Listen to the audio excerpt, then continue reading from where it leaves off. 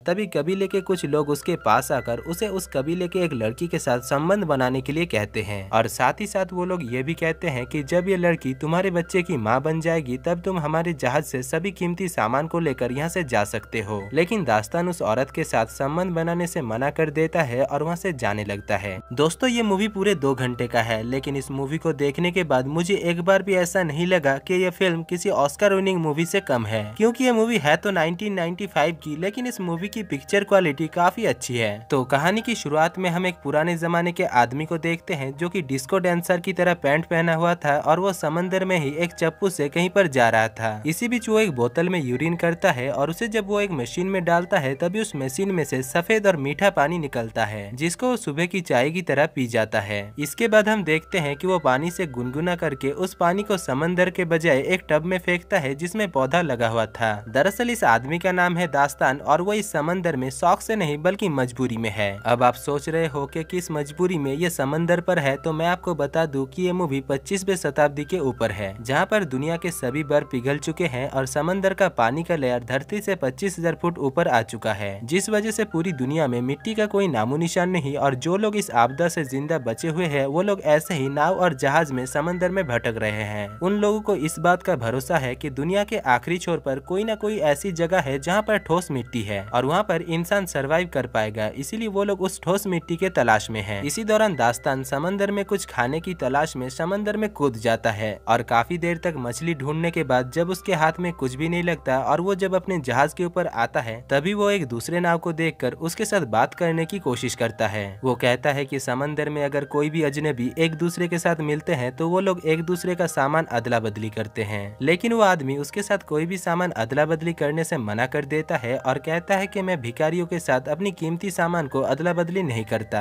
दरअसल उस आदमी ने दास्तान के जहाज से संतरे चुराया है और इसीलिए वो दास्तान को इग्नोर करके वहाँ से जाने लगता है। लेकिन तभी वहाँ पर 2 समुद्री लुटेरे भी पहुँच जाते हैं, जिसको देखकर वो आदमी दास्तान को वो संतरे दिखाकर अपने बोट को लेकर वहाँ से भागने लगता है। पर दास्तान को जहाज चलाना काफी अच्छी तरीके से आता था, इसीलिए वो अपने जहाज को उस आदमी के पीछे भगाता है और आखिर में उस नाव को बहुत ही बुरी तरीके से तहस नहस करके वहाँ से भाग जाता है। दूसरी तरफ हम उन दोनों लुटेरों को देखते हैं जो कि हाथ में AK-47 लेकर उस आदमी को पकड़ लेता है और उसे जान से मार डालता है। इसके बाद दास्तान अपने जहाज को लेकर समंदर के ऊपर मौजूद एक कबीले के पास जाता है और अपने पास मौजूद कबाड़ी के सामान को उन्हें दिखाता है, लेकिन उस कबीले का सरदार ये सब कुछ खरीदने से मना कर देता है और कहता है कि हमें इन सारे सामानों की कोई भी जरूरत नहीं है। दरअसल ये जगह समंदर का एक स्टेट बैंक है जहाँ पर सभी व्यापारी बिजनेस करने के लिए आते हैं और उन्हें यहाँ पर सामान के बदले में पैसे मिलते हैं। यहाँ पर दास्तान उन्हें अपने पास रखी हुई मिट्टी को दिखाता है और वो लोग अपने टीन पत्ती के दरवाजे को खुल जा सिम कहकर दास्तान के लिए खोल देते हैं। असल में चारों तरफ पानी होने की वजह से मिट्टी की कीमत अभी सोने से भी ज्यादा है और वो लोग उस मिट्टी से अनाज की खेती कर सकते हैं, इसीलिए वो लोग उस मिट्टी की वजन करते हैं और दास्तान को उस मिट्टी के लिए 4 सिक्का देते हैं। लेकिन दास्तान उनसे कहता है कि उसे इस मिट्टी के लिए उन्हें 4 सिक्का नहीं बल्कि 8 सिक्का देना होगा, जिसको सुनने के बाद वो लोग मान जाते हैं। इसके बाद दास्तान उन पैसों को लेकर एक दुकान पर जाता है जो कि सिर्फ नाम का ही दुकान था, क्योंकि उस दुकान में ऐसी कोई भी सामान नहीं थी जिसको दास्तान खरीद सके। इसीलिए दास्तान वहाँ पर पैसे देकर पानी खरीदता है और टमाटर का एक पेड़ खरीदता है, जिसके लिए उसे अपने आधे सिक्के उस दुकानदारिनी को देना पड़ता है जिसका नाम था काविया। अब दास्तान जब अपने सामान को लेकर वहाँ से जा रहा था तभी कबीले के कुछ लोग उसके पास आकर उसे उस कबीले के एक लड़की के साथ संबंध बनाने के लिए कहते हैं और साथ ही साथ वो लोग ये भी कहते हैं कि जब ये लड़की तुम्हारे बच्चे की माँ बन जाएगी तब तुम हमारे जहाज से सभी कीमती सामान को लेकर यहाँ से जा सकते हो। दरअसल वो लोग दास्तान को उस लड़की के साथ संबंध बनाने के लिए इसलिए कह रहे थे क्योंकि दास्तान काफी शक्तिशाली मर्द है और उसका जो बच्चा पैदा होगा वो भी काफी शक्तिशाली होगा। लेकिन दास्तान उस औरत के साथ संबंध बनाने से मना कर देता है और वहाँ से जाने लगता है, जिस वजह से कबीले के लोग सोचते हैं कि शायद दास्तान कोई इंसान नहीं बल्कि एक जलपरा है, क्योंकि इतने दिनों तक अकेला रहने के बाद कोई भी मर्द किसी भी औरत के साथ संबंध बनाने से मना नहीं कर सकता है। इसीलिए वो कबीले के लोग दास्तान के ऊपर शक करके दास्तान को पकड़ लेते हैं और उनमें से एक आदमी देखता है कि दास्तान के कान के पीछे एक अजीब सा निशान है जो कि दरअसल जलपरा के कान के पीछे होता है। इसीलिए कबीले के सभी लोग मिलकर दास्तान को पकड़ लेते हैं। इसके बाद दास्तान को वो लोग एक पिंजरे में डालकर पानी में डुबाकर मारने लगते हैं और यहाँ पर हमें पता चलता है कि वो लोग किसी भी इंसान को मारने के बाद उसे फेंकने के बजाय उसके शरीर को पिघलाकर खाद बनाते हैं, जिसको वो लोग पेड़ और पौधे में डालकर फसल उगाते हैं। अब दास्तान को जब वो लोग पानी पानी में डुबाकर मार रहे थे तभी उनके कबीले के ऊपर कुछ लुटेरे हमला कर देता है, जिस वजह से कबीले के सभी लोग इधर उधर भागने लगते हैं। यहाँ पर हम देखते हैं कि उन लुटेरों के पास बड़े बड़े महंगे महंगे हथियार से लेकर फाइटर जेट भी है, जो कि यूक्रेन के पास भी नहीं है। वो लोग अपने महंगे महंगे हथियार से उस कबीले के ऊपर अंधाधुंध गोलियां चलाते हैं, जिससे वो कबीला पूरी तरीके से तहस नहस हो जाता है।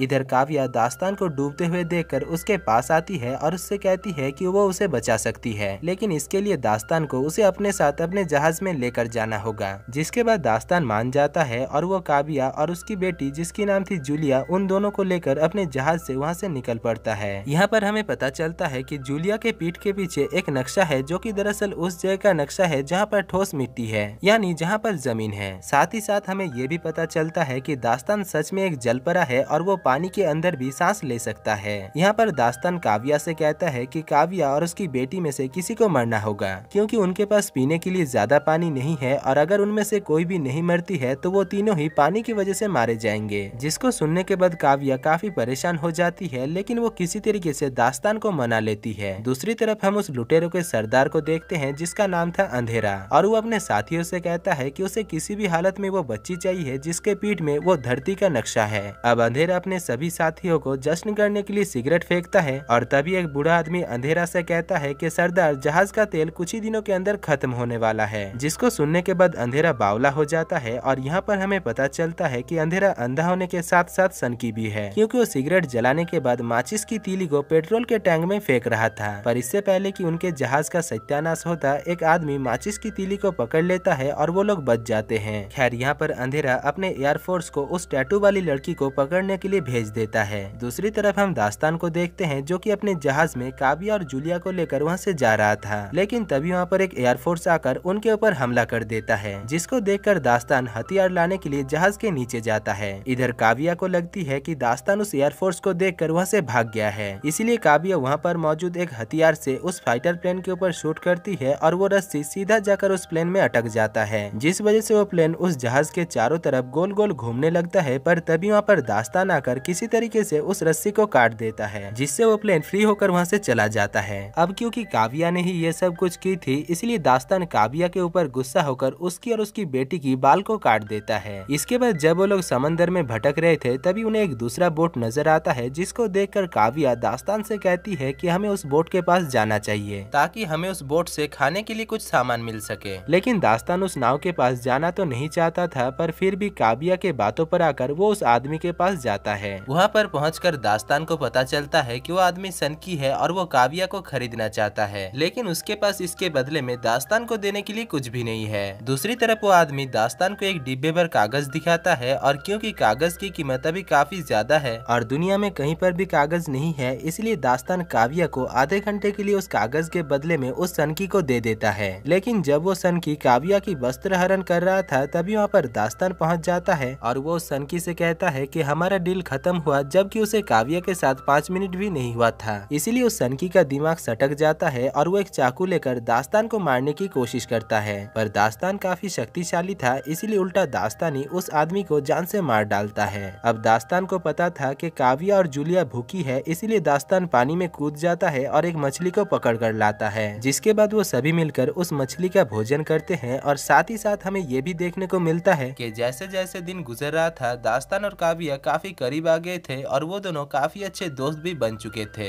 इसी दौरान एक दिन दास्तान देखता है कि उसके जहाज के पीछे एक नाव है, जिसको देखकर दास्तान को कुछ भी समझ में नहीं आता। पर जब काव्या उस जहाज को देखती है, तभी वो समझ जाती है कि वो जहाज समुद्री लुटेरों का है। इसीलिए वो दास्तान को बताती है कि वो समुद्री लुटेरा है और वो लोग जूलियन के पीछे है, क्योंकि जूलियन के पीठ में दुनिया के आखिरी छोर में मौजूद धरती का नक्शा है। जिसको सुनने के बाद दास्तान काव्या से कहता है कि ऐसी कोई भी जगह होती ही नहीं। इधर काव्या कहती है कि हाँ होती है, क्योंकि उसे जब जूलिया मिली थी तब जूलिया के पास मिट्टी थी, और मिट्टी सिर्फ धरती पर ही मिलता है। यहाँ पर हमें पता चलता है कि जूलिया काव्या को पानी में बहते हुए मिली थी। इधर दास्तान को काव्या की इस बात पर बहुत गुस्सा आता है, और वो काव्या को एक बॉक्स में डालकर समुद्र के नीचे लेकर जाता है। और वहाँ पर पहुंचकर काव्या देखती है कि समंदर के नीचे बहुत सारे आलीशान बिल्डिंग है, जो कि अभी पानी के नीचे डूब गए हैं। खैर, जब वो दोनों पानी से बाहर आते हैं, तभी वो दोनों देखते हैं कि समुद्री लुटेरा उनके जहाज के ऊपर कब्जा कर लिया है, और अब वो लोग उनको भी पकड़ लेते हैं। यहाँ पर वो समुद्री लुटेरे उन दोनों से पूछते हैं कि जूलिया कहाँ पर है, लेकिन क्योंकि क्योंकि उन दोनों को जूलिया के बारे में कुछ भी पता नहीं होता, इसीलिए वो दोनों कहते हैं कि उन्हें जूलिया के बारे में कुछ भी पता नहीं है। जिसको सुनने के बाद वो लुटेरों का सरदार अंधेरा अपने लोगों को दास्तान और काव्या को मारने के लिए कहता है। दूसरी तरफ हम जूलिया को देखते हैं जो कि जहाज के नीचे छुपी हुई थी और वो उन दोनों को मरते हुए सुनकर जहाज से बाहर आ जाती है और वो लुटेरा उसे पकड़ लेता है।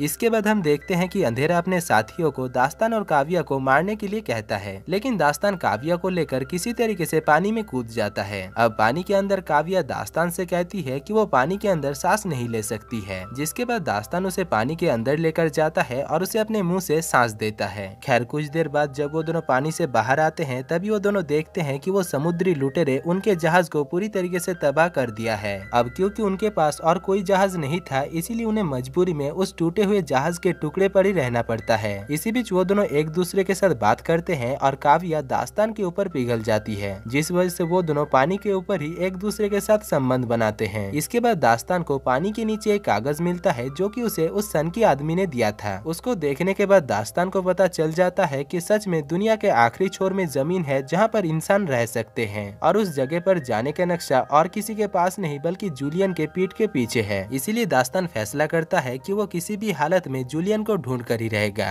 पर उनके पास जो जहाज था उसकी हालत ऐसी नहीं थी कि वो उस जहाज को लेकर समंदर में कहीं पर जा सके। खैर तभी वहाँ पर एक आदमी उड़ते हुए गुब्बारे में आकर काव्या को नाम से पुकारने लगता है और काव्या जब उस आदमी को देखती है तभी काव्या उस आदमी को पहचान लेती है। दरअसल वो आदमी काव्या के कबीले में ही रहता था, इसीलिए वो आदमी काव्या और दास्तान को अपने उड़ते हुए गुब्बारे में बुला लेता है और दास्तान उस गुब्बारे में बैठकर समुद्री लुटेरों को ढूंढने लगता है। काफी देर तक ढूंढने के बाद दास्तान को वो समुद्री लुटेरों का जहाज मिल जाता है और दास्तान किसी तरीके से छुपते छुपाते हुए उस जहाज के ऊपर चढ़ जाता है। अब दास्तान अंधेरे के पास आकर कहता है कि जूलियन को मेरे हवाले कर दो, लेकिन अंधेरा जूलियन को उसके हवाले करने से मना कर देता है। जिसके बाद हम देखते हैं कि दास्तान अपने पास मौजूद एक बम को पेट्रोल के टैंक के अंदर डाल देता है, जिसके बाद वहाँ पर एक तेज धमाका होता है और कई सारे समुद्री लुटेरे मारे जाते हैं। इसके बाद दास्तान जूलियन को ढूंढने लगता है और तभी हम देखते हैं कि अंधेरा जूलियन को लेकर एक प्लेन में कहीं पर जाने लगता है, लेकिन इससे पहले कि अंधेरा जूलियन को लेकर वहाँ से निकल जाता तभी दास्तान वहाँ पर आकर किसी तरीके से उस प्लेन को क्रैश करवा देता है। दूसरी तरफ उस उड़ते हुए गुब्बारे वाला आदमी वहाँ पर आ जाता है और दास्तान और जूलिया को गुब्बारे के ऊपर ले लेता है। इसी बीच दास्तान देखता है कि उस जहाज में एक धमाका होता है और सभी लुटेरे मारे जाते हैं। पर यहाँ पर हम देखते हैं कि अंधेरा अभी तक मरा नहीं था और वो एक पिस्टल से दास्तान के ऊपर शूट करता है, लेकिन वो गोली दास्तान को तो नहीं लगता पर जूलिया उस बैलून से नीचे गिर जाती है। पर इससे पहले कि अंधेरा जूलिया को पकड़ लेता, दास्तान किसी तरीके से नीचे आकर जूलिया को ऊपर उठा लेता है और वो सभी लुटेरे एक दूसरे के साथ टक्कर खाने की वजह से वहाँ पर एक धमाका होता है और वो सभी मारे जाते हैं।